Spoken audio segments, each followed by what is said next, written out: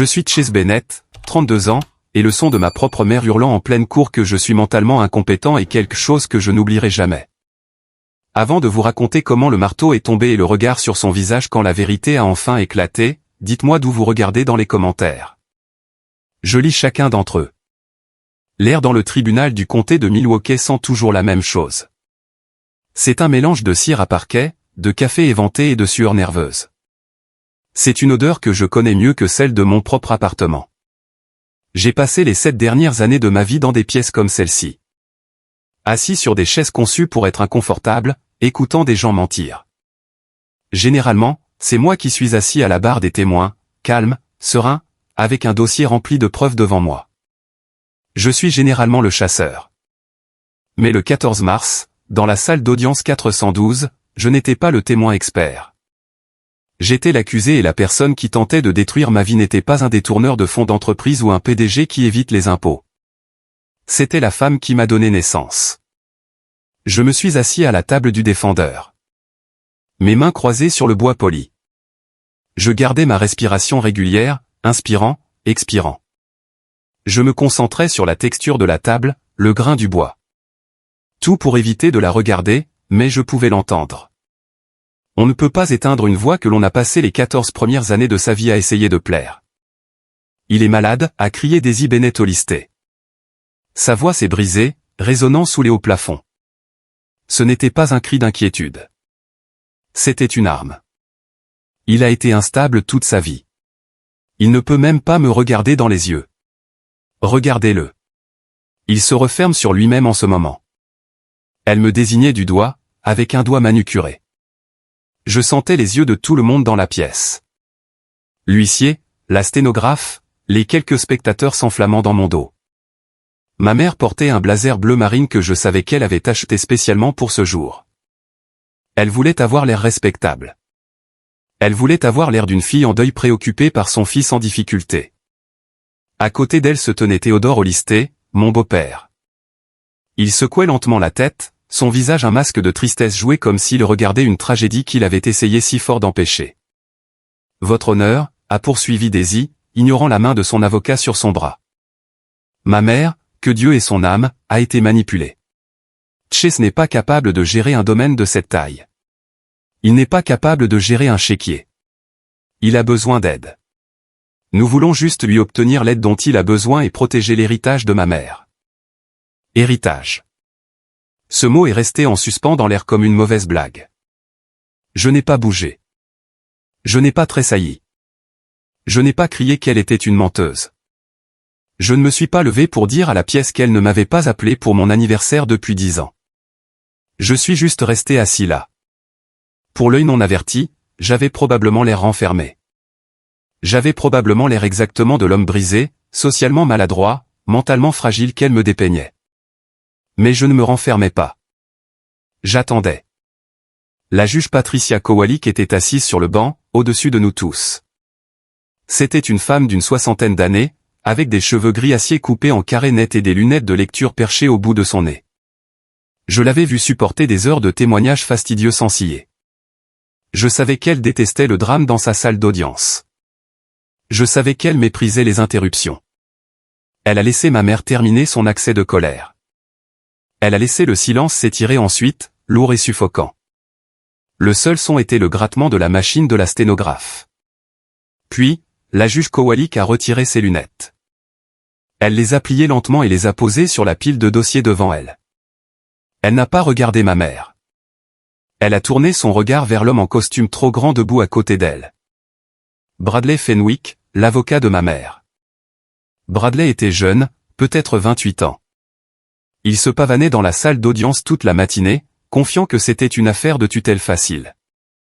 Il pensait qu'il combattait un comptable reclus et instable. Il pensait qu'il avait déjà gagné.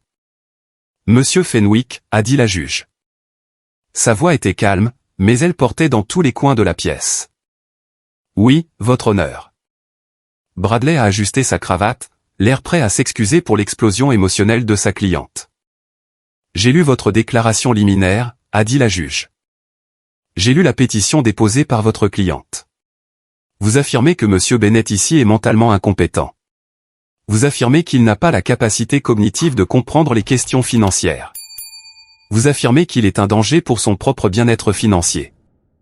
Nous avons des documents, votre honneur, a dit Bradley, tendant la main vers un dossier. Des rapports de conseillers scolaires d'il y a 18 ans. Des déclarations de témoins de membres de la famille. La juge Kowalik a levé la main. Bradley a cessé de parler immédiatement. Elle s'est penchée en avant. Le cuir de sa chaise a gémi. Elle a regardé Bradley Fenwick droit dans les yeux. Puis elle a tourné son regard vers moi pendant une fraction de seconde, un éclair de reconnaissance que personne d'autre n'a vu avant de se tourner de nouveau vers lui. Conseiller, a-t-elle demandé, son ton dangereusement calme. N'avez-vous vraiment aucune idée de qui est cet homme? Bradley a cligné des yeux. Il a regardé ses notes. Puis il m'a regardé. Il a vu un homme en costume gris assis seul. Il a vu un inconnu. Je ne suis pas sûr de comprendre la question, votre honneur, a balbutié Bradley. Il est Chase Bennett, le défendeur. L'homme que vous qualifiez de mentalement incompétent, a répété la juge. L'homme que vous dites ne pas pouvoir comprendre la finance de base. Le visage de ma mère a changé. Le masque de tristesse a glissé, remplacé par un éclair de confusion. Elle a regardé Théodore. Théodore a cessé de secouer la tête. Il s'est redressé, ses yeux allant du juge à moi. Oui, votre honneur, a dit Bradley, sa confiance vacillante. C'est notre position, la juge a poussé un soupir qui ressemblait étrangement à de la déception. Elle a ouvert le dossier devant elle. Monsieur Fenwick, a-t-elle dit. Au cours des 7 dernières années, j'ai présidé 11 affaires majeures de fraude financière dans cette même salle d'audience. Des affaires impliquant des millions de dollars.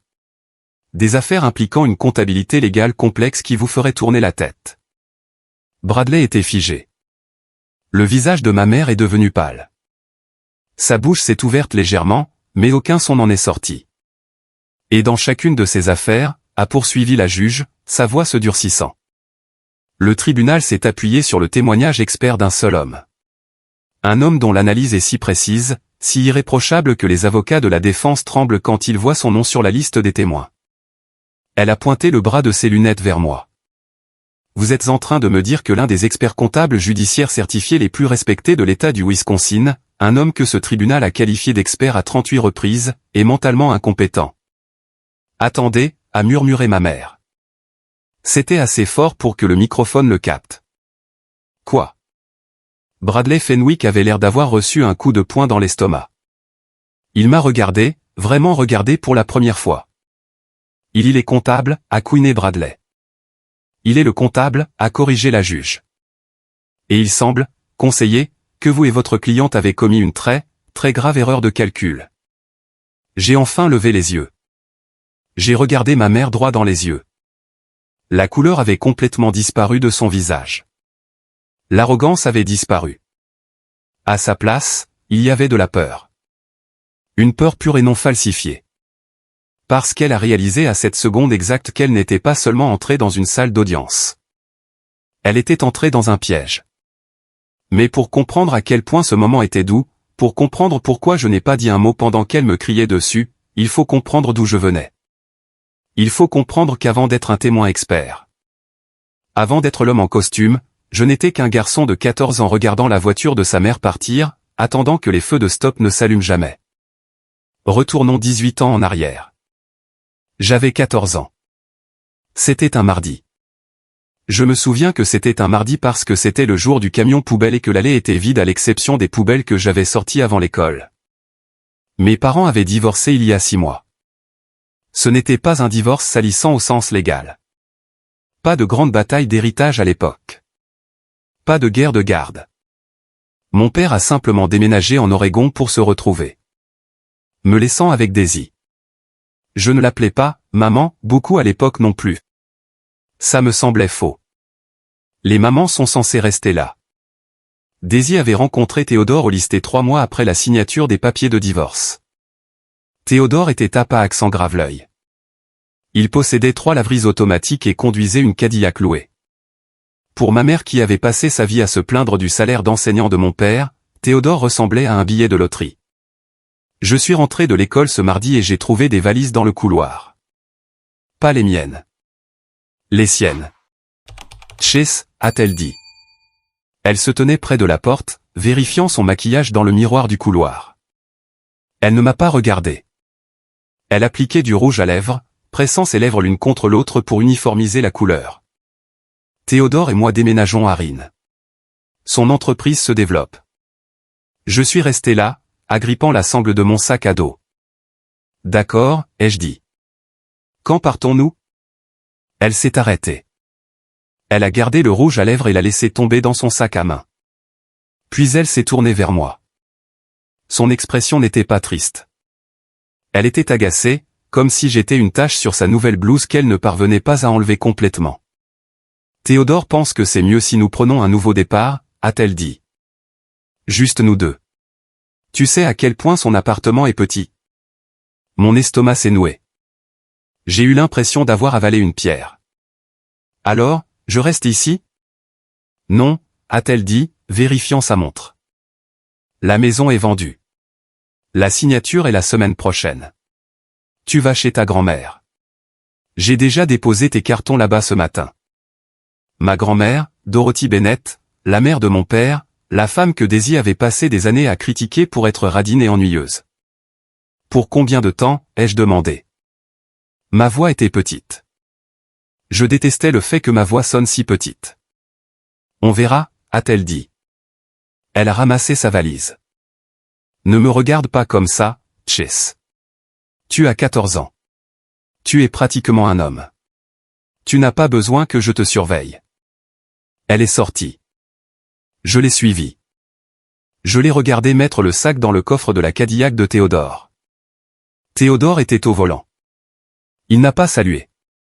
Il ne m'a pas regardé.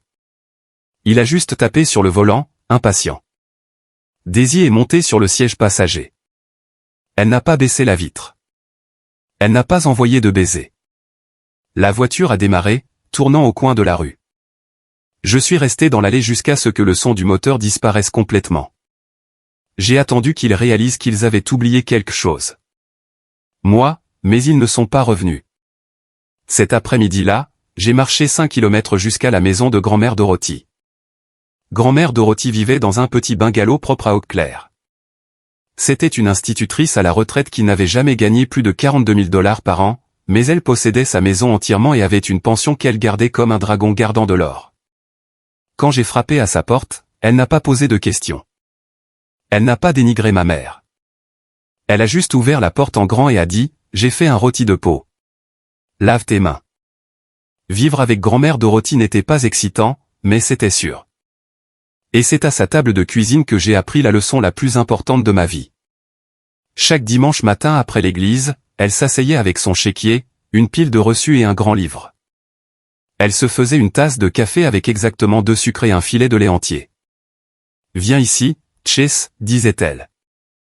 Je m'asseyais en face d'elle. « Les gens mentent, m'a-t-elle dit un jour, tapotant son stylo sur le grand livre. Ton père a menti sur l'endroit où il allait la nuit. Ta mère mensurait bien, surtout. Les politiciens mentent. Même les pasteurs mentent parfois. » Elle a ouvert le grand livre. Des rangées de chiffres manuscrits soignés remplissaient la page. « Mais les chiffres, a-t-elle dit, levant les yeux vers moi par-dessus ses lunettes de lecture, les chiffres sont honnêtes. Si tu dépenses $1, il est parti. Tu ne peux pas le faire revenir dans ta poche. Si tu sais lire les chiffres, Chase, personne ne pourra jamais te tromper. Les pistes écrites ne mentent pas. » Je suis devenu obsédé. J'ai commencé à tenir son chéquier pour elle quand j'avais 15 ans.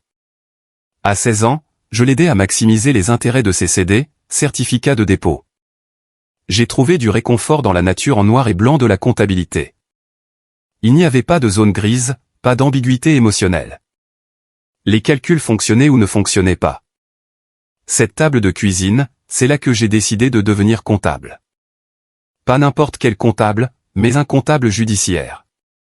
Je voulais être celui qui trouvait la vérité quand tout le monde essayait de la cacher. Les années passèrent. J'ai obtenu une bourse à l'université du Wisconsin.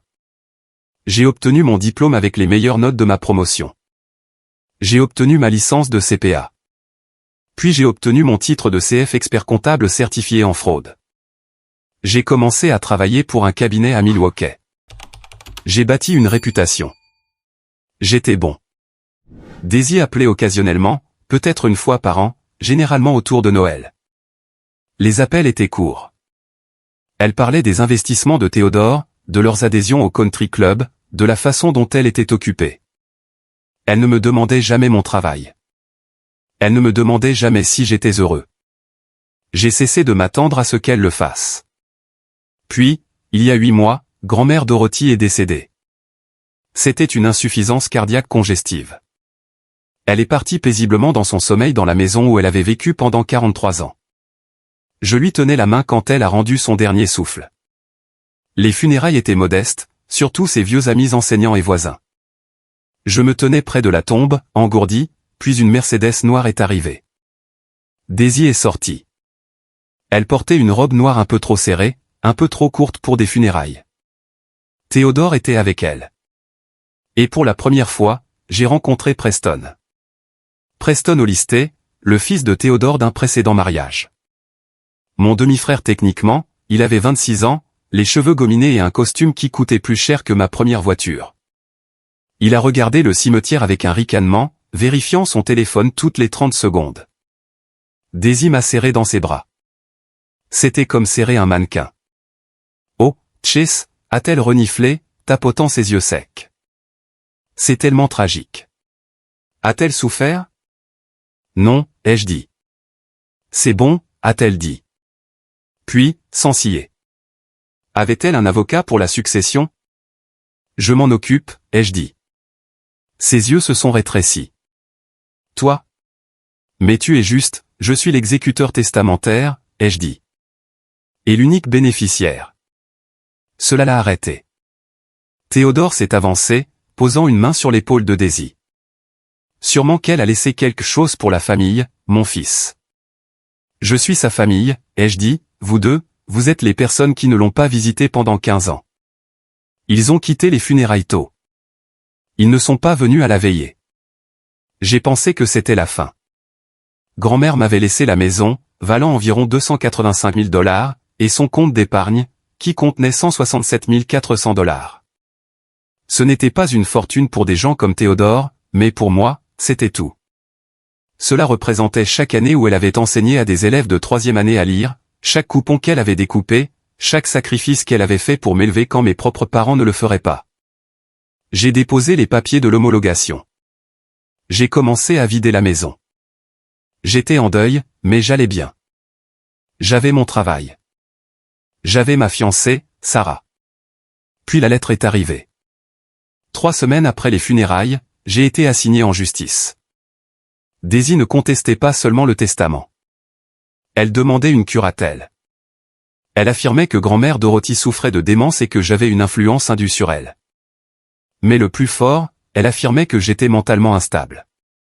Elle a utilisé les dossiers du conseiller scolaire que j'avais vu quand j'avais 14 ans, le conseiller à qui j'avais parlé parce que j'étais un enfant dépressif dont la mère l'avait abandonné, comme preuve que j'avais des antécédents de maladie mentale à vie. Elle voulait le contrôle de l'argent. Elle voulait le contrôle de moi. Je suis resté dans ma cuisine à lire l'assignation, ma main tremblant de rage. Je ne tremblais pas parce que j'avais peur. Je tremblais parce que je savais exactement ce que c'était. Ce n'était pas une question d'inquiétude. C'était un vol. Les conséquences ont été immédiates. Lorsque vous travaillez dans la comptabilité judiciaire, votre réputation est votre monnaie d'échange. Vous traitez des données financières sensibles, des enquêtes fédérales et des procédures pénales. Vous devez être irréprochable. 2 jours après que Daisy eut déposé la pétition, mon patron, Harold Vance, m'a appelé dans son bureau. Harold était un homme bon, un homme costaud avec une épaisse moustache qui m'avait encadré pendant des années. Il avait l'air misérable. « Chase, asseyez-vous » a-t-il dit, me désignant la chaise. Il ne m'a pas offert de café. C'était un mauvais signe. Je suis au courant de la pétition, ai-je dit, allant droit au but. Harold a soupiré. L'avocat de Daisy a envoyé une copie au service juridique du cabinet. Ils affirment que vous êtes mentalement incompétent et que vous avez besoin d'un tuteur. Chase, je sais que c'est de la foutaise. Je vous connais, mais les associés, je suis une responsabilité, ai-je dit.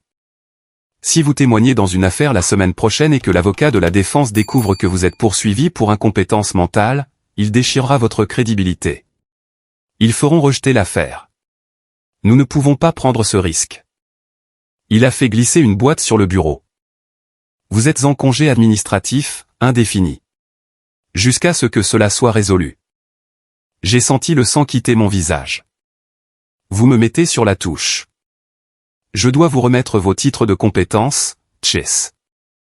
J'ai fouillé ma poche et j'ai sorti ma carte d'identité, l'insigne qui me donnait accès aux serveurs sécurisés, au coffre des banques, à la vie que j'avais construite. Je l'ai posée sur le bureau. J'ai eu l'impression de remettre un morceau de mon âme. Je vais arranger ça, Harold, ai-je dit, me levant. Et quand je le ferai, j'attends une augmentation. Je suis sorti du bureau la tête haute. Mais à l'intérieur, je m'effondrais. Ils avaient pris mon emploi, mon identité. J'ai roulé jusqu'à la maison, mes jointures blanches sur le volant. Quand je suis arrivé à l'allée de l'appartement que je partageais avec Sarah, j'ai vu une voiture me bloquer. C'était une Porsche 911 Carrera, noire mat, flambant neuve. Elle ressemblait à un vaisseau spatial garé devant notre modeste duplex. Preston était appuyé sur le capot, portant des lunettes de soleil, même s'il faisait couvert. Il naviguait sur son téléphone. Quand je suis sorti de ma Honda Accord, il a ricané. « Belle voiture », a-t-il dit, faisant un signe de tête vers ma voiture. Très sensé. « Dégage de mon allée, Preston », ai-je dit. « Ouah, détends-toi, petit frère. » Il a ri. « Maman m'a envoyé. Elle s'inquiète pour toi. Elle a entendu dire que tu avais perdu ton emploi aujourd'hui. Les nouvelles voyagent vite quand ta mère est un vautour. » Je n'ai pas perdu mon emploi, ai-je dit, m'approchant. Je suis en congé. Il y a une différence. Preston s'est détaché de la Porsche. Il était plus grand que moi, plus large. Il avait le genre de corps sculpté en salle de sport qui vient de coach personnel cher et de shaker de protéines, pas de travail acharné. « Écoute, mec », a-t-il dit, sa voix baissant en un faux murmure conspirateur. « Maman et papa veulent juste t'aider. Tu as clairement des difficultés. L'argent de grand-mère. C'est beaucoup de responsabilités. Papa est un magicien des investissements. Il peut doubler cet héritage en un an. Pourquoi ne signerais-tu pas simplement les papiers? Laisse-les gérer le stress. Tu peux juste te détendre. » J'ai regardé la Porsche. Puis j'ai regardé Preston. « C'est la tienne ?» ai-je demandé. « Location » a-t-il dit, bombant le torse. « Mais je vais l'acheter le mois prochain. Les affaires marchent bien. »« Quelles affaires ?» ai-je demandé. « La dernière fois que j'ai entendu. Tu étais un entrepreneur sans entreprise. » La mâchoire de Preston s'est contractée. « Je gère des actifs. »« Écoute, ne sois pas idiot, Chase. Nous allons gagner. Maman a les dossiers médicaux. Elle a l'historique familial. Tu n'es qu'un gars triste et seul qui a trompé une vieille dame. Lâche l'affaire. Dégage d'ici, ai-je dit, ma voix basse, avant que j'appelle les flics pour intrusion. Preston a ri, est monté dans la Porsche et a fait rugir le moteur. Il a rugi comme une bête, faisant trembler les fenêtres de la maison. Il a démarré en trombe, laissant des traces de pneus sur le trottoir. Je suis entré. Sarah était assise à la table de la cuisine. Ses yeux étaient rouges. « Chase » a-t-elle demandé. J'ai vu Preston, ai-je dit, jetant mes clés sur le comptoir. Il t'a parlé? Non, a-t-elle dit. Elle a hésité. Mais ta tante Linda a appelé. Linda, la sœur de Daisy. Une autre personne à qui je n'avais pas parlé depuis des années. Qu'est-ce qu'elle voulait? Elle a dit que tu devrais peut-être y réfléchir. Chase, a dit Sarah, sa voix tremblante. Elle a dit qu'il y a un historique de problèmes dans la famille. Elle a dit que tu avais menacé ta mère. Je ne l'ai jamais menacée, ai-je claqué. Je ne lui ai pas parlé depuis 10 ans. Je sais. Sarah s'est levée, pleurant maintenant. Mais Chase, ils ont des avocats. Ils ont des documents. Tu viens de perdre ton emploi. Peut-être devrions-nous simplement transiger. Leur donner la moitié. Est-ce que ça vaut la peine de détruire nos vies pour ça? J'ai regardé Sarah. Je l'aimais. Nous étions censés nous marier en juin. Mais à ce moment-là, en regardant la peur dans ses yeux, j'ai réalisé qu'elle ne comprenait pas. Elle voyait une querelle familiale. Elle ne voyait pas les prédateurs. Ce n'est pas une question d'argent, Sarah, ai-je dit. C'est une question de grand-mère. Ils l'ont traitée comme si elle était morte alors qu'elle était encore vivante, et maintenant ils veulent lui sucer les os.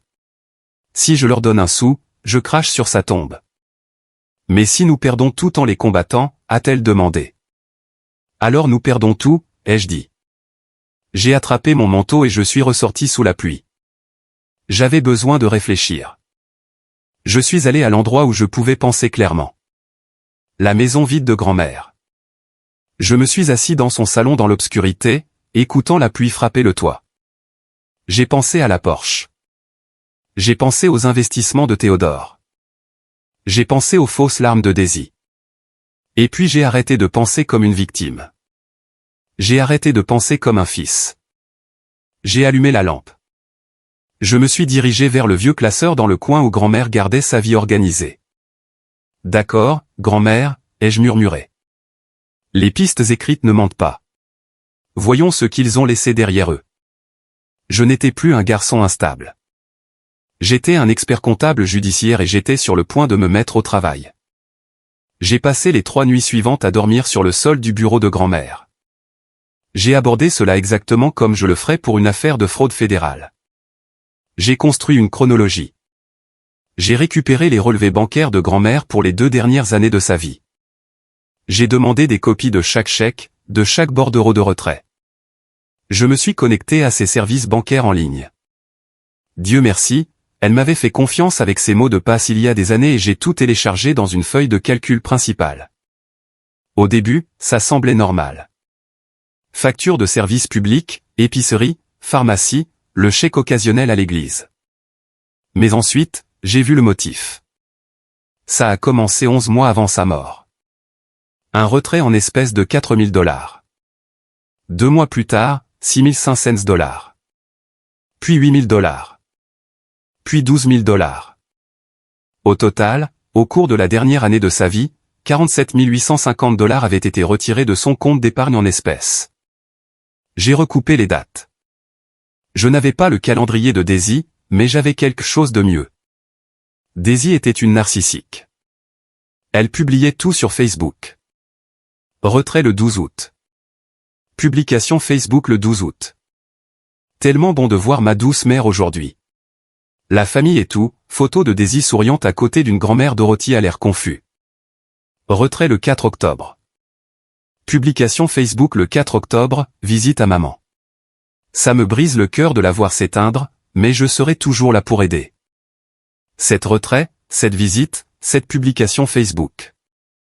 La rage qui montait en moi était froide et vive. Il ne la visitait pas seulement, il la moissonnait. Mais les retraits en espèces ne sont pas illégaux si le titulaire du compte les effectue. Daisy argumenterait que grand-mère lui a donné l'argent en cadeau. C'était, dit-il, dit-elle, j'avais besoin de plus. J'avais besoin de preuves de coercition. Je me suis souvenu du coffre-fort. Grand-mère avait un coffre à la First National Bank. J'en étais co-signataire, même si je ne l'avais pas visité depuis des années.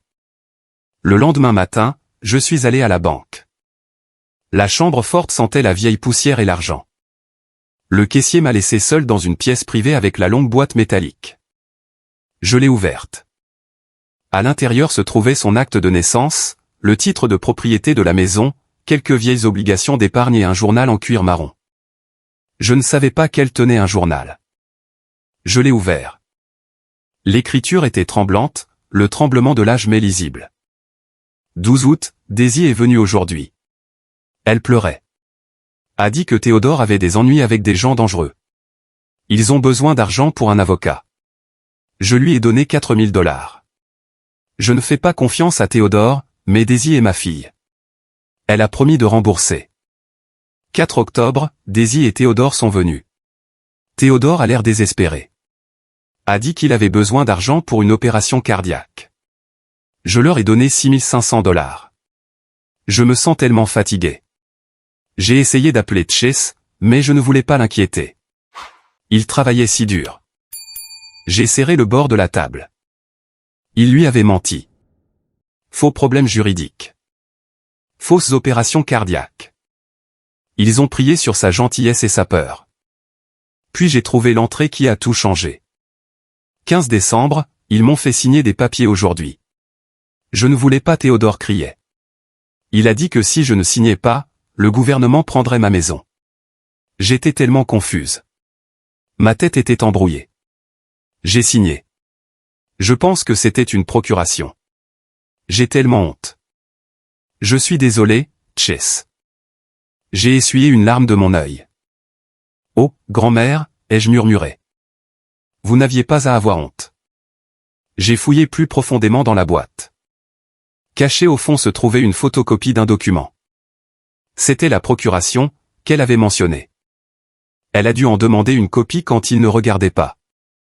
Ou peut-être qu'elle a insisté. J'ai scanné le document. Il donnait à Daisy le contrôle total des finances de grand-mère. Il était daté du 15 décembre de l'année dernière. Et en bas, il y avait un tampon de notaire. Notaire public. Régustozon. Commission expire. Octobre 2025. J'ai froncé les sourcils. Régustozon. Le nom me semblait familier. J'ai sorti mon téléphone et je me suis connecté à la base de données des licences de l'État, un outil que j'utilise quotidiennement dans mon travail. J'ai recherché Régustozon. Statut, inactif, raison, décédé, date du décès, novembre 2021. Mon cœur s'est arrêté, puis a battu contre mes côtes. Le document était daté de décembre 2024. Régustozon était mort depuis 3 ans lorsqu'il avait soi-disant authentifié la signature. Ce n'était pas seulement de l'abus de personnes âgées. Ce n'était pas seulement de la manipulation. C'était un faux. C'était une fraude. C'était un crime. Quelqu'un avait volé le tampon de notaire d'un homme mort et l'avait utilisé pour valider un document légal frauduleux. Et compte tenu de la négligence, j'avais une assez bonne idée de qui c'était. J'ai pris des photos de tout. J'ai emballé le journal et les documents avec soin. Je suis sorti de cette banque avec l'impression de mesurer 3 mètres. Ils voulaient prouver que j'étais incompétent. Ils voulaient parler de stabilité mentale. J'étais sur le point de leur donner un cours magistral en responsabilité forensique, mais je n'avais pas fini. Si Théodore était aussi négligent, ce n'était pas sa première fois. Les prédateurs comme lui ont des schémas. Il avait aussi une mère, n'est-ce pas? Je suis retourné à la maison de grand-mère et j'ai commencé à fouiller le passé de Théodore Olistet. Cela n'a pas pris longtemps. Les registres publics sont une belle chose. La mère de Théodore, Géraldine Olistet, était décédée il y a 4 ans en Pennsylvanie. Sa succession avait été réglée rapidement. 0 actif. Maison vendue pour couvrir les dettes. Et l'exécuteur testamentaire, Théodore Olistet. J'avais besoin de parler à quelqu'un qui connaissait la vérité sur Géraldine. J'ai cherché d'autres proches.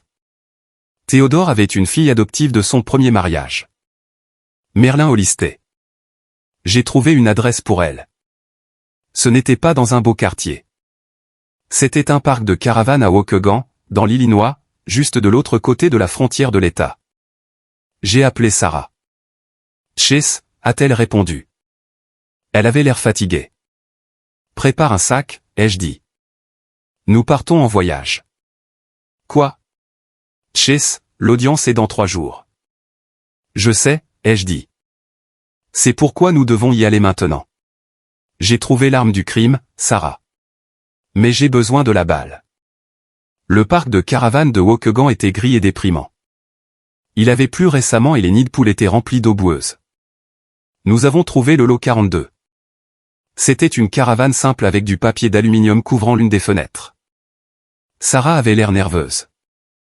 Chase, tu es sûr de ça? Non, ai-je admis. Mais si Merlin est comme moi, elle est aussi une victime.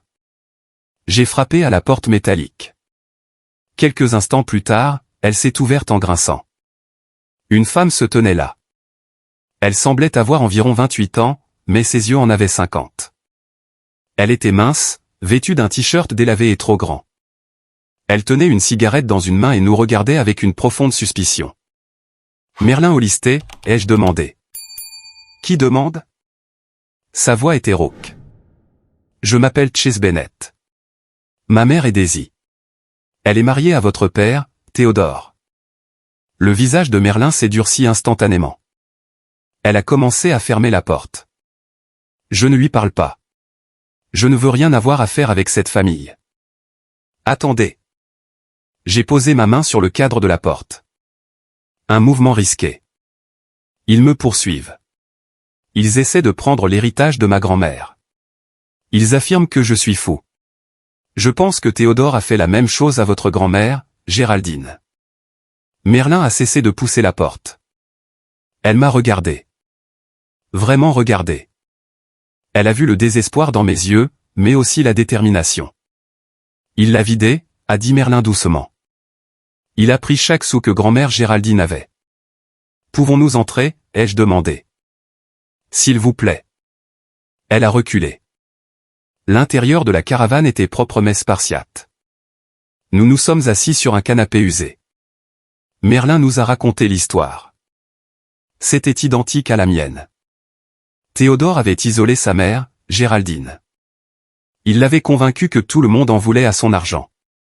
Il avait pris le contrôle de ses comptes, vendu sa maison et l'avait placé dans une maison de retraite d'État bon marché pendant qu'il dépensait son argent pour des voitures et de mauvaises affaires. J'ai essayé de l'arrêter, a dit Merlin, allumant une autre cigarette. Sa main tremblait, mais j'avais 22 ans. Il a dit à tout le monde que j'étais une toxicomane. Il m'a discrédité. Personne ne m'a cru. Il m'appelle mentalement incompétent, ai-je dit. Merlin a ri. Un son amer et sec. C'est sa stratégie. Isoler la victime, discréditer les témoins. C'est une veuve noire, Chase. Sauf qu'il ne les tue pas. Il les saigne à blanc jusqu'à ce qu'elle meure de chagrin. J'ai trouvé des preuves, ai-je dit.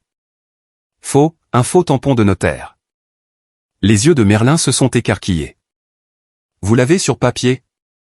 Oui, mais j'ai besoin d'un témoin pour établir le schéma. Si vous témoignez, nous pouvons l'arrêter. Non seulement pour ma grand-mère, mais aussi pour la vôtre. Merlin a baissé les yeux sur ses mains. Il est effrayant, Chase. Tu ne sais pas ce qu'il est quand il est en colère. Je n'ai pas peur de lui, ai-je dit. Et vous n'avez pas à l'être non plus. J'ai une avocate qui est un requin. Nous vous protégerons. Sarah a tendu la main et a pris celle de Merlin. S'il vous plaît. Il a détruit la carrière de Chase. Il essaie de détruire nos vies. Aidez-nous à l'arrêter. Merlin a regardé Sarah, puis moi. Elle a pris une longue bouffée de sa cigarette et l'a éteinte. Je le ferai, a-t-elle dit. Je veux voir le regard sur son visage quand il réalisera qu'il ne s'en est pas tiré. Nous sommes rentrés à Milwaukee cette nuit-là. J'ai appelé mon avocate, Caroline Jenkins. Caroline était chère, à la langue acérée et terrifiante. Quand je lui ai dit ce que j'avais, elle a ri. Chase, a-t-elle dit. Ce n'est plus une défense. C'est une exécution. Le lendemain était mon interrogatoire préalable. C'est là que l'avocat de la partie adverse peut vous poser des questions sous serment avant le procès. C'est une pêche à l'information. Caroline m'a donné des instructions précises. Ne montrez pas vos cartes. Soyez vague. Soyez lent. Laissez-les penser que vous êtes exactement ce qu'ils disent que vous êtes. Alors, j'ai joué le rôle. Je me suis assis dans une salle de conférence avec Bradley Fenwick et ma mère. Théodore n'était pas là. Monsieur Bennett, a demandé Bradley, ricanant. Pouvez-vous expliquer pourquoi vous avez retiré de l'argent de votre compte d'épargne en 2018? J'ai fixé la table. J'ai hésité longtemps. Je ne me souviens pas. Vous ne vous souvenez pas. Bradley a regardé ma mère et a fait un clin d'œil. Avez-vous souvent des problèmes de mémoire? Parfois, ai-je murmuré. Quand je suis stressé, ma mère avait l'air ravie. Elle me regardait m'effondrer. Elle pensait que j'étais brisé. Elle pensait que la pression m'avait finalement fait craquer. Pensez-vous vraiment que vous êtes capable de gérer une succession d'une valeur d'un demi-million de dollars, a pressé Bradley. Je veux juste honorer grand-mère. J'ai balbutié. Pas d'autres questions, a dit Bradley, fermant son dossier. Il a regardé Caroline. On se verra au tribunal. Bien que, honnêtement, vous devriez probablement simplement conseiller à votre client de s'arranger. Ce sera embarrassant pour lui. Caroline n'a pas souri. Elle n'a pas scié. On se verra au tribunal, monsieur Fenwick. Nous sommes sortis dès que les portes de l'ascenseur se sont refermées. J'ai redressé ma cravate. Le bégaiement a disparu. C'était douloureux à regarder, a dit Caroline. Ils l'ont cru, ai-je demandé. De bout en bout, a-t-elle dit. Ils pensent que vous êtes un petit garçon effrayé. Ils vont entrer dans cette salle d'audience complètement non préparée. Je suis rentré chez moi et j'ai mis mon meilleur costume. Je me suis rasé. J'ai ciré mes chaussures. Le matin de l'audience, le 14 mars, je me suis regardé dans le miroir. Je ne voyais plus l'adolescent abandonné de 14 ans. Je ne voyais plus la victime. Je voyais l'homme que grand-mère Dorothy avait élevé. Il est temps de faire les comptes, ai-je dit à mon reflet. Et cela nous ramène au moment, au cri, au silence, à la question du juge. N'avez-vous vraiment aucune idée de qui il est? Le juge Kowalik fixait Bradley Fenwick comme un insecte sous un microscope. Il est le comptable, a répété la juge. C'est un témoin expert que ce tribunal tient en la plus haute estime. Ma mère Daisy s'était effondrée sur sa chaise. Elle serrait le bord de la table si fort que ses jointures étaient blanches. Elle a regardé Théodore. Théodore transpirait. Il s'est essuyé le front avec un mouchoir, ses yeux allant vers les sorties de secours. Votre honneur, a tenté de se ressaisir Bradley, sa voix tremblante. Quel que soit son titre de poste, cela ne change pas l'historique médical. L'instabilité. Instabilité? Caroline Jenkins s'est levée. Elle n'a pas crié. Elle n'en avait pas besoin. Elle a marché vers le centre de la pièce avec la grâce d'un prédateur. Votre honneur, nous aimerions présenter la pièce à conviction à, elle a remis une pile de documents à l'huissier. Ce sont des relevés bancaires, a dit Caroline, au cours des 11 derniers mois de la vie de Dorothy Bennett, 47 850 $ ont été retirés en espèces. Chaque retrait a eu lieu à une date où Daisy Bennett Olisté a publié sur les réseaux sociaux une visite à sa mère. Daisy a halté. C'était pour ses soins. Elle m'a demandé de le faire. Pièce à conviction B, a poursuivi Caroline, l'ignorant. Un journal en cuir trouvé dans le coffre-fort de la défunte. Caroline a ouvert le journal. La pièce était silencieuse. 15 décembre, a-t-elle lu à voix haute. Ils m'ont fait signer des papiers aujourd'hui. Je ne voulais pas, Théodore criait. Il a dit que si je ne signais pas, le gouvernement prendrait ma maison. Théodore s'est levé. Objection. C'est du oui-dire. Vous ne pouvez pas vérifier qui a écrit ça. Asseyez-vous, monsieur Olisté, a aboyé le juge Kowalik. Le marteau a frappé comme un coup de feu. Vous n'êtes pas parti à ce procès. Et si vous interrompez à nouveau, je vous déclarerai en état d'outrage. Théodore s'est assis, mais il avait l'air de vouloir vomir. Et enfin, a dit Caroline, sa voix baissant d'un octave. Pièce à conviction C, le document de procuration utilisé pour justifier le contrôle de Madame Bennett Olisté sur la succession. Elle a mis le document sur le projecteur. Le tampon de notaire était agrandi sur l'écran au mur. Commission Régustin expire en octobre 2025. Régustozon, a dit Caroline en regardant directement Théodore, était notaire public. C'était aussi un homme bon. Malheureusement, Monsieur Gustozon est décédé d'un AVC en novembre 2021. Un murmure a parcouru les quelques personnes dans la galerie. La bouche de Bradley Fenwick s'est ouverte. Il a regardé ses clients avec horreur. Ce document, a dit Caroline, est daté de décembre 2024. À moins que Monsieur Gustozon n'ait authentifié cela depuis l'au-delà, ce document est un faux, et l'utiliser pour transférer des actifs est un crime fédéral. Ma mère a commencé à pleurer. De vraies larmes cette fois-ci. Je ne savais pas, Théodore a géré les papiers. Il m'a dit que c'était légal. Il m'a dit qu'il s'en était occupé. Tais-toi, Daisy, a sifflé Théodore. Non, je ne me tairai pas, a-t-elle crié, se retournant contre lui. Tu as dit que nous l'empruntions. Tu as dit que Chase n'en avait pas besoin. Tu m'as fait faire ça. Ordre. La juge a claqué le marteau à nouveau. Ordre dans cette cour. Mais Caroline n'avait pas fini. Votre honneur, nous avons un témoin à appeler pour établir un schéma de comportement. Les portes arrière de la salle d'audience se sont ouvertes. Merlin Hollister est entrée. Elle portait un simple tailleur noir que Sarah l'avait aidé à acheter. Elle avait l'air terrifiée, mais elle a marché droit vers la barre des témoins. Théodore s'est retourné. Quand il a vu sa fille, la couleur a complètement disparu de son visage. Il avait l'air d'un fantôme. Merlin, a-t-il murmuré. Merlin s'est assise dans le box des témoins. Elle m'a regardé et j'ai hoché la tête. Elle a pris une profonde inspiration. Pouvez-vous décliner votre nom pour le procès, a demandé Caroline. Merlin Hollister. Et quelle est votre relation avec Théodore Hollister? Il est mon père. Merlin, a demandé Caroline doucement. Pouvez-vous dire à la cour ce qui est arrivé à votre grand-mère, la succession de Géraldine Hollister? Merlin a regardé son père. Pendant une seconde, j'ai cru qu'elle allait s'étouffer, mais ensuite elle a parlé clairement et fort. Il l'a volée, a-t-elle dit. Il l'a isolée. Il l'a forcée à signer des papiers qu'elle ne comprenait pas. Il a vendu sa maison et a mis l'argent sur ses comptes. Quand elle est morte, il ne restait plus rien pour ses funérailles. Le comté a dû l'enterrer. Menteuse, a crié Théodore, se levant. C'est une droguée. Elle ment. Huissier, a hurlé le juge Kowalik. Maîtrisez cet homme. 2 huissiers sont intervenus, forçant Théodore à se rasseoir sur sa chaise. La juge Kowalik a regardé les preuves. Elle a regardé le faux tampon de notaire sur l'écran. Elle a regardé ma mère sanglotant dans ses mains et Théodore bouillonnant de rage. Puis elle m'a regardé. Monsieur Bennett, a-t-elle dit. Je voudrais vous présenter mes excuses. Il semble que la seule personne compétente dans cette famille soit vous. Elle s'est tournée vers la greffière. La pétition de curatelle est rejetée avec préjudice.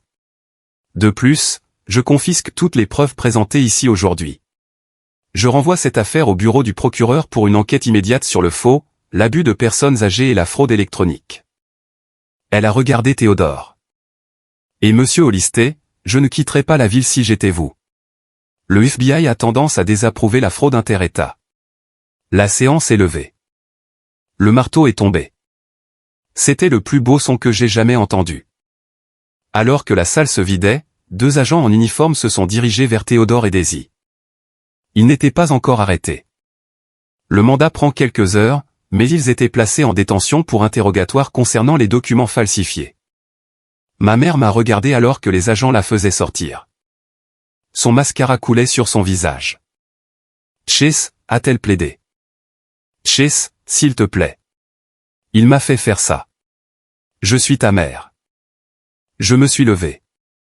J'ai boutonné ma veste. Je l'ai regardé droit dans les yeux, canalisant chaque once de la force de grand-mère Dorothy. Je ne sais pas qui vous êtes, ai-je dit calmement. Ma mère est partie il y a 18 ans. Je lui ai tourné le dos et me suis dirigé vers Merlin et Sarah. Nous sommes sortis du tribunal ensemble sous le soleil éclatant de mars. Sortir du palais de justice du comté de Milwaukee, c'était comme se réveiller d'un coma.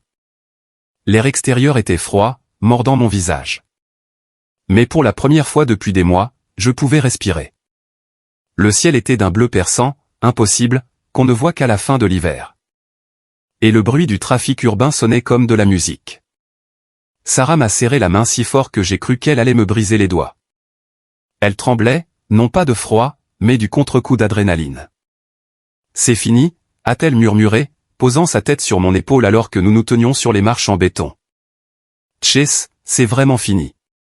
Pas encore, ai-je dit, regardant les lourdes portes en laiton. Ce n'était que l'audience civile. La vraie tempête ne fait que commencer. Merlin se tenait à quelques mètres, allumant une cigarette. Ses mains tremblaient, la flamme de son briquet dansait au vent. Elle avait l'air plus petite ici, à la lumière du jour, qu'elle ne l'avait été à la barre des témoins. Elle a pris une longue bouffée, a exhalé un panache de fumée grise et m'a regardé avec des yeux qui avaient trop vu. Il va essayer de s'enfuir, a dit Merlin. Sa voix était monocorde, dénuée d'émotion. Théodore, il a des comptes au Caïman. Il s'en vantait quand il était ivre. S'il le libère sous caution, il est parti. Il n'ira pas loin, ai-je dit. La juge a signalé son passeport et j'ai l'impression que le FBI surveille déjà sa maison. J'avais raison. Les conséquences ne se sont pas produites en semaines ou en mois. Elles se sont produites en 48 heures. Le renvoi de la juge Kowalik n'était pas juste une suggestion. C'était un mandat. Lorsqu'un juge transmet des preuves de fraude électronique inter-État et de faux impliquant un notaire décédé, les rouages fédéraux se mettent en marche immédiatement. 2 jours après l'audience, j'ai reçu un appel de l'agent spécial Tina Morale. Sa voix était perçante, professionnelle et terrifiante de calme. Elle m'a demandé de venir au bureau de terrain pour leur expliquer la feuille de calcul que j'avais créée. J'ai passé 6 heures dans une pièce sans fenêtre avec l'agent Morale et une équipe d'experts comptables judiciaires qui travaillaient pour le bureau. C'étaient les gars que j'avais idolâtrés à l'université. Ils étaient les meilleurs et ils regardaient mon travail, ma feuille de calcul, ma chronologie avec respect. Vous avez oublié quelque chose, Chase, a dit l'agent Morale, désignant une série de virements que j'avais signalés comme non identifiés. Mon estomac s'est noué.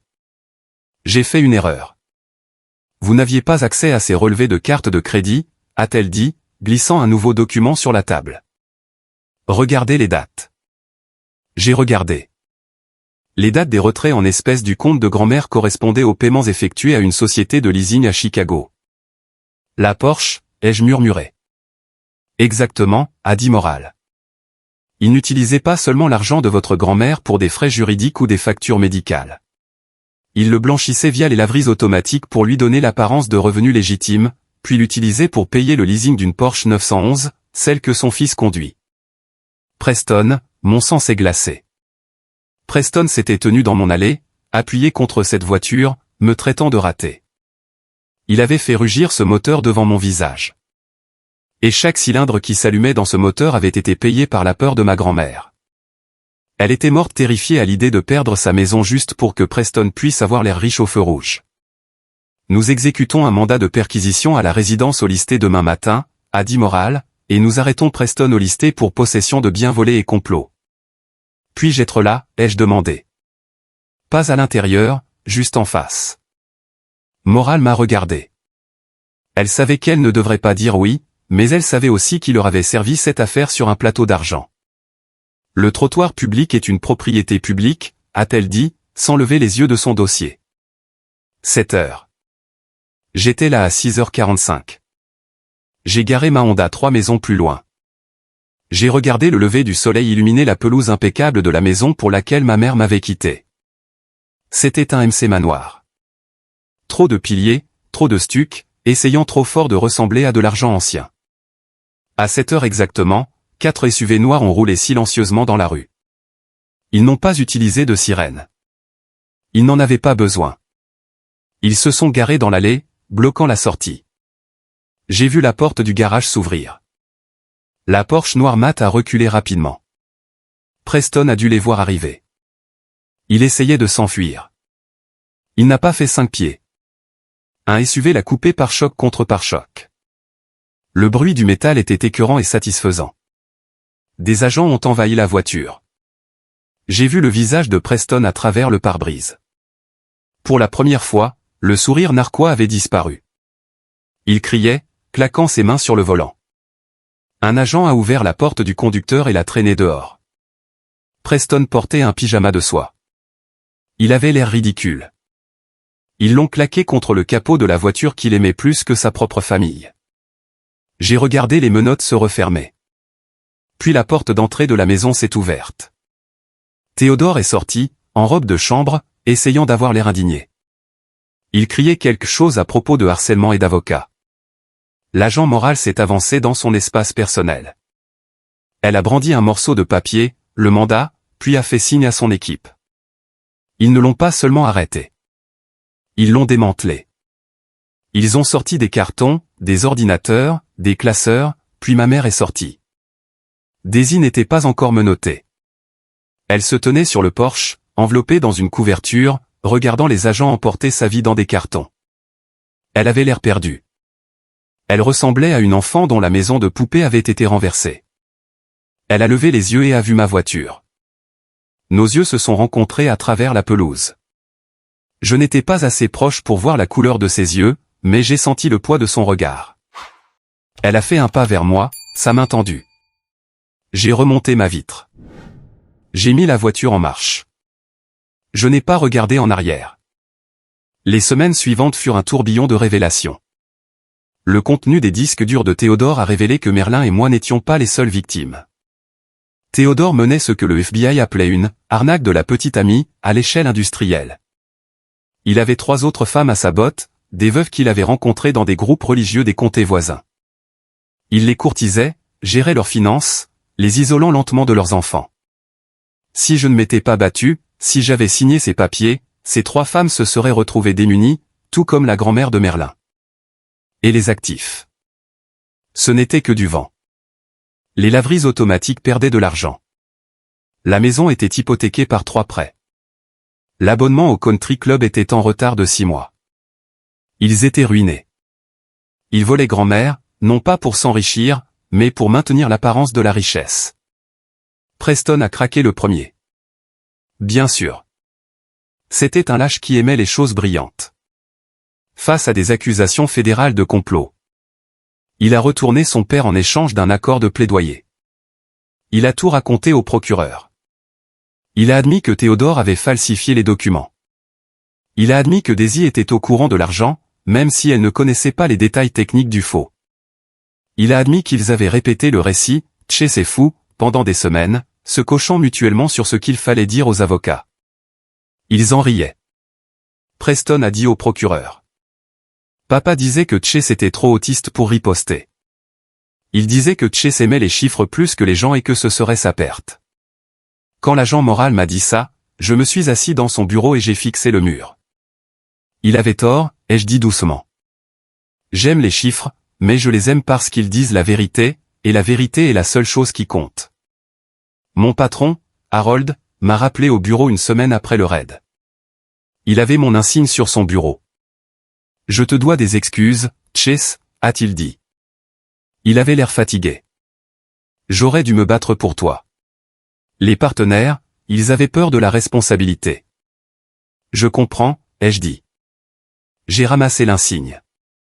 Il me semblait plus lourd qu'avant. Mais Harold, je veux diriger la division de la fraude contre les personnes âgées.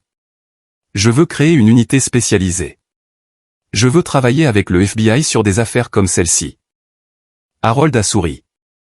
J'ai déjà approuvé le budget. Bienvenue. Mais le plus difficile dans les retombées n'a pas été la bataille juridique ou le travail. Ce fut le silence. Les appels téléphoniques de tante Linda ont cessé. Les singes volants. Les membres de la famille qui m'avaient fait pression pour que je m'arrange ont disparu dans la nature. Ils ne se sont pas excusés. Ils ont juste fait semblant de n'avoir pas été complices. J'allais chez grand-mère tous les week-ends. Sarah et moi avons commencé à peindre les murs. Nous avons arraché la vieille moquette. Nous nous l'approprions. Mais chaque fois que je passais devant la table de la cuisine, je m'attendais à voir grand-mère assise là avec son grand livre.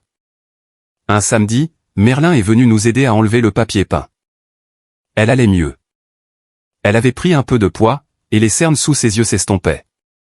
Ils lui ont refusé la caution, a-t-elle dit, grattant un morceau de papier fleuri du mur. Théodore, il est enfermé au comté. Bien, ai-je dit. Il m'a appelé, a-t-elle dit. De la prison hier. J'ai posé mon pinceau. Qu'a-t-il dit? Il a dit que c'était un malentendu. Il a dit qu'il l'avait fait pour nous, pour l'héritage familial. C'est un sociopathe, Merlin. Il ne sait pas ce que signifie la famille. Je sais, a-t-elle dit. Elle m'a regardé, les yeux féroces. Je lui ai dit que son héritage n'était pas de l'argent. Son héritage, ce sont 2 enfants qui ont dû se lier sur les décombres qu'il a causés. Et puis j'ai raccroché. J'ai souri. Je suis fier de toi. Je suis fier de nous, a-t-elle dit. Les retombées ont détruit la famille Hollister. Elles ont transformé leur MC manoir en scène de crime et leur réputation en une moquerie. Mais dans les décombres, autre chose se produisait. Les gens qu'ils avaient jetés, moi, Merlin, Sarah, nous construisions quelque chose de nouveau. Nous construisions une famille qui n'était pas basée sur le sang ou l'argent, mais sur la vérité. Mais il restait un dernier acte à jouer. La condamnation, le moment où les chiffres allaient enfin correspondre à la justice. 6 mois plus tard, nous sommes retournés à la salle d'audience 412. C'était septembre. Les feuilles à Milwaukee devenaient dorées et cramoisies. Un contraste frappant avec le ciel gris. La salle d'audience était bondée cette fois-ci. Les médias avaient repris l'histoire. La fraude de la veuve noire, l'ont-ils appelée. J'étais assis au premier rang. Sarah était à ma gauche, Merlin à ma droite. Nous formions un front uni. Daisy et Théodore ont été amenés séparément. Ils portaient des combinaisons oranges. Les costumes de créateurs avaient disparu. Les bijoux avaient disparu. Sans les vêtements chers et le maquillage, ils avaient l'air vieux. Ils avaient l'air petits. Daisy ne voulait pas me regarder.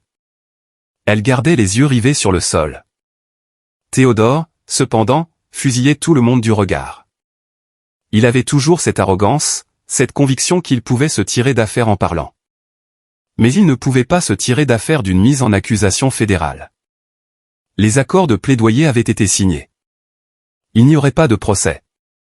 Ce n'était que la condamnation. La juge Kowalik présidait. Elle avait l'air aussi redoutable que jamais. Elle a lu les dossiers en silence pendant longtemps. La tension dans la pièce était suffocante. Théodore Olisté, a-t-elle commencé? Sa voix n'a pas résonné cette fois. Elle a tranché. Vous êtes un prédateur. Vous avez prié sur les membres les plus vulnérables de notre société. Vous avez volé votre propre mère. Vous avez volé la mère de votre femme. Vous avez manipulé. Vous avez menti.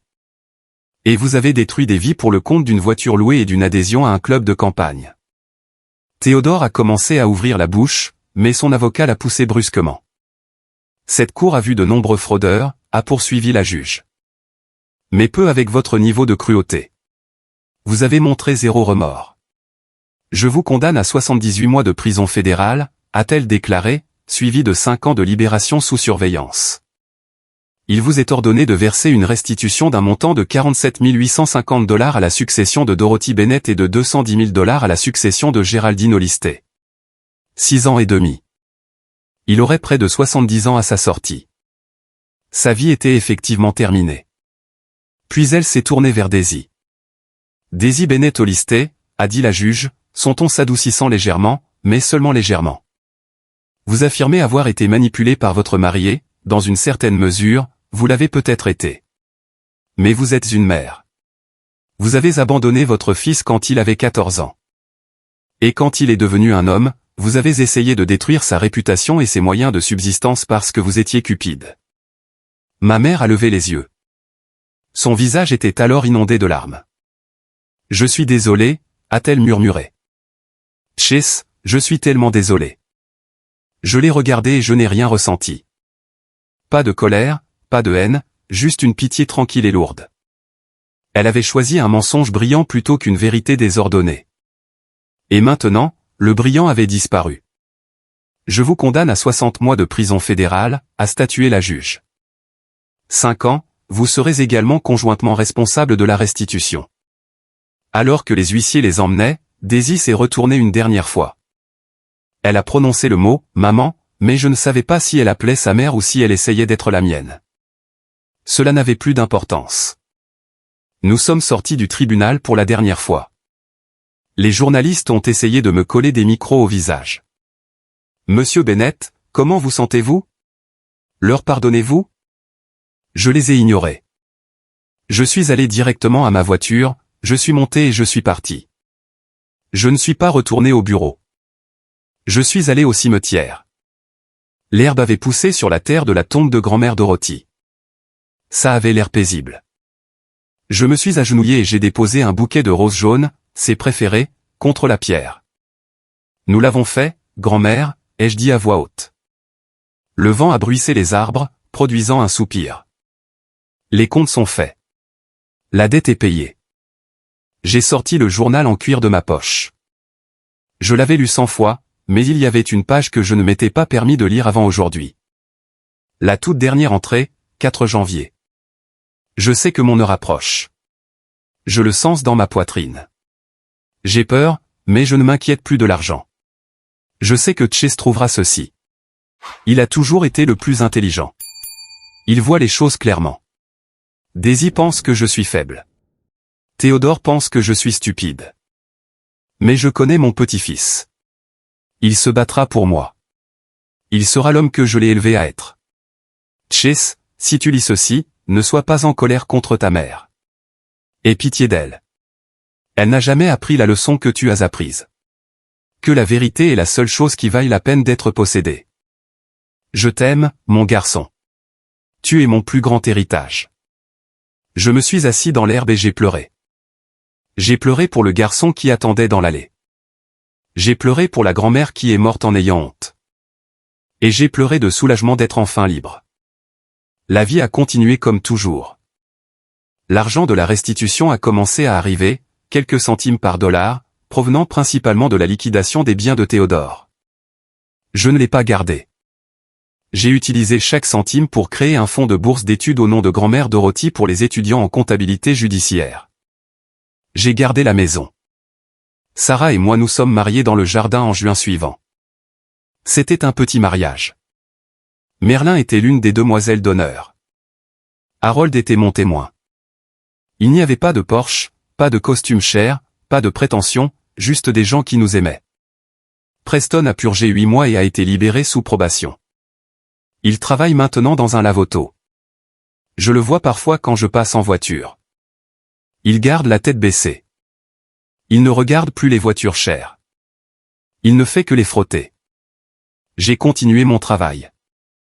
Mon unité est devenue la meilleure de l'État.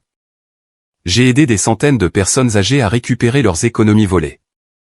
J'ai mis des dizaines de prédateurs derrière les barreaux. Chaque fois que je coinçais un fraudeur, chaque fois que je trouvais un compte caché ou une signature falsifiée, j'avais l'impression que grand-mère Dorothy regardait par-dessus mon épaule, hochant la tête au-dessus de sa tasse de café. Mais la plus grande victoire n'a pas été l'affaire judiciaire. Ce n'était pas la promotion. C'était un mardi soir, des années plus tard. Sarah et moi avions une fille, Maya. Elle avait 7 ans. Je suis rentré du travail et j'ai trouvé Maya assise à la table de la cuisine. Sa tirelire était vide et un morceau de papier froissé était devant elle. Elle mâchait un crayon, fronçant les sourcils. « Que fais-tu, ma chérie ?» ai-je demandé, m'asseyant en face d'elle. « Je compte » a-t-elle dit. « Sérieusement.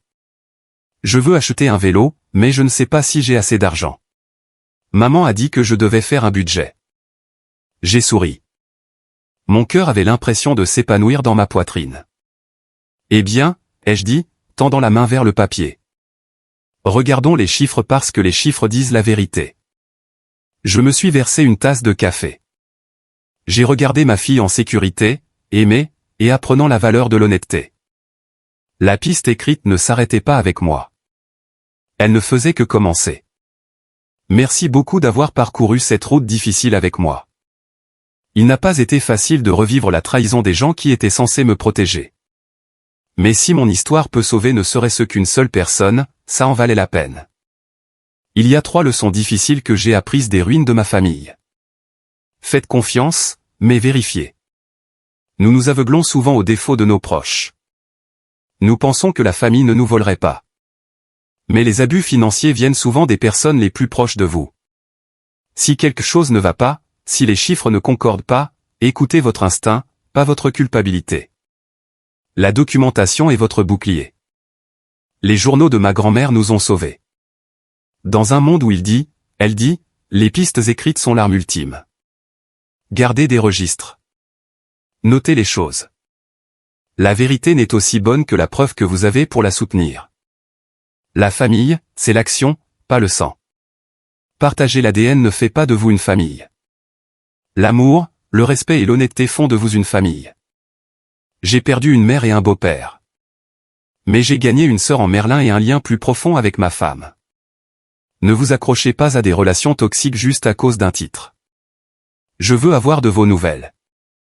Avez-vous déjà dû tenir tête à un membre de votre famille pour faire ce qui était juste? Ou peut-être avez-vous dû être celui qui a brisé un cycle de toxicité? S'il vous plaît, laissez un bien dans les commentaires si vous pensez que justice a été rendue. Ou partagez votre propre histoire ci-dessous. votre interaction aide cette vidéo à atteindre plus de personnes qui pourraient avoir besoin d'entendre cet avertissement. Restez vigilants, gardez vos dossiers et serrez fort vos proches. Je vous retrouverai dans la prochaine histoire.